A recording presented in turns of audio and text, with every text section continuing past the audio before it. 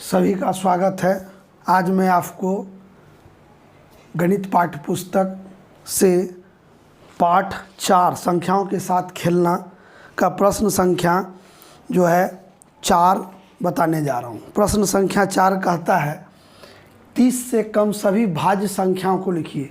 अभी तक हम लोग अभाज्य संख्या पढ़ते, भाज्य संख्या को लिखना है। तो पहला सबसे छोटा जो भाज्य संख्या है वो है 4, फिर 6, 8, 9, 10, 11 अभाज्य, 12, 13 नहीं, फिर 14, 15, 16, 17 नहीं, 18, 19 अभाज्य संख्या है तो 20, 21, 22, 23 नहीं, 24, 25, 26, 27, 28, 29 नहीं है, 29 क्योंकि अभाज्य संख्या इसलिए नहीं लिखेंगे। तो ये सब संख्या जो है 30 से कम है।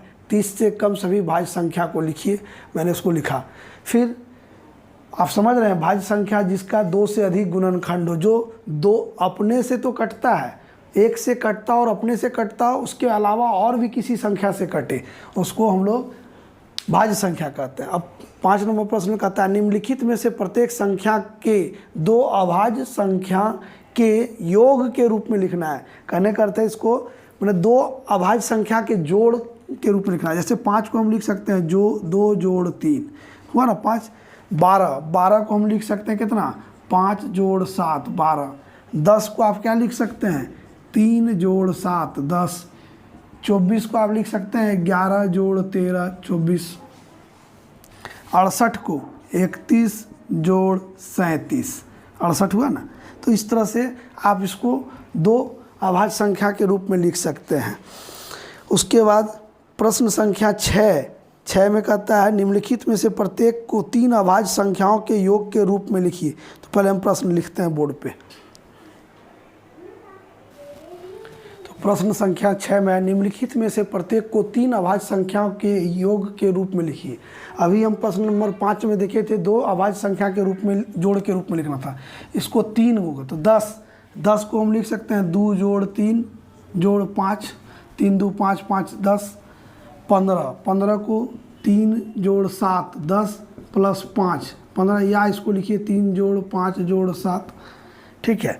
उसके बाद 23 को हम लोग लिख सकते हैं क्या, 3 जोड़ 7, 10 जोड़ 3, 13, 23 है ना, 13 23 हो जाएगा। फिर 35 को 5 जोड़ 13 जोड़ 17, 35 हो गया। 42 को आप लिख सकते हैं 2 जोड़ 17 जोड़ 23, देखिए ना, ये 17 40 हो जाएगा, 2 42।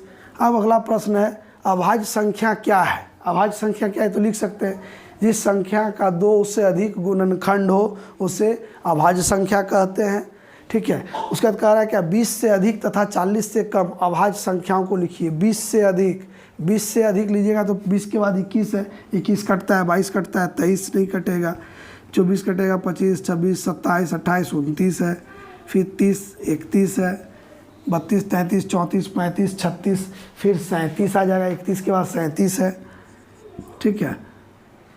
तो ये यहाँ तक ये 1 2 3 4 संख्या जो है आपका 20 से अधिक और 40 से कम अभाज्य संख्या है। फिर 8वां प्रश्न नंबर 8 कहता है सअभाज्य संख्या क्या है। 5 सअभाज्य संख्याओं के युग्म को लिखिए। तो सअभाज्य संख्या क्या है, अभाज्य संख्या के युग्म जिसके बीच मैंने अब जैसे कि मान लीजिए अभाज्य संख्या 5 और 8 लिए तो 5 का गुणनखंड 1, 5 और 8 का गुणनखंड हो जाएगा 1 2 4 और 8। तो सिर्फ 1 दोनों के बीच अगर गुणनखंड अभयनिष्ठ गुणनखंड 1 सिर्फ हो, उसके अलावा और कोई गुणनखंड ना हो तो ऐसे संख्या के युग्म को सअभाज्य संख्या कहते हैं, ठीक है। 2 संख्याओं का युग्म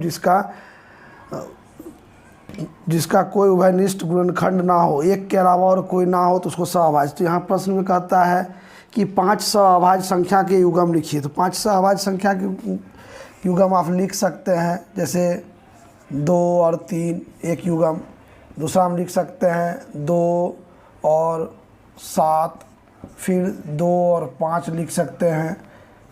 इसके बाद लिख सकते हैं आप 5 और 8, या और लिख सकते हैं 5 और 9, इस तरह से हम लोग लिख सकते हैं।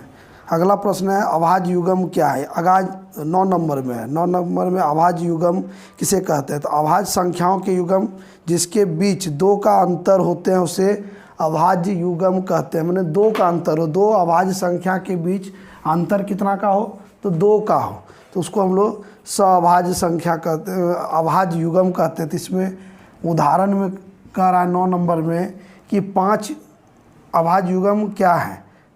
ठीक है, तो अभाज्य युग्म क्या है, तो हो गया। इसमें आएगा 3 और 5, देखिए दोनों के बीच का अंतर 2 है, फिर 5 और 7 है, 11 13 है, इस तरह से हम निकाल सकते हैं। 10 नंबर सवाल में कह रहा है भाज्य संख्या क्या है। तो भाज्य संख्या तो हम समझ रहे हैं कि क्या है, ये आप जान भी रहे हैं कि जिस संख्या का 2 से अधिक गुणनखंड हो उसे भाज्य संख्या कहते हैं। 10 से कम सभी भाज्य संख्या को लिखिए। तो सबसे छोटा भाज्य संख्या 4 है, उसके बाद 6 है, 8 है, 9 है। तो ये जो है आपका 10 से कम सभी भाज्य संख्या। तो इसी के साथ ये वीडियो जो है आपका प्रश्नावली 4.1 समाप्त होता है। बैठ के बनाइए, पढ़ते रहिए सभी कोई, और वीडियो देखने के लिए धन्यवाद।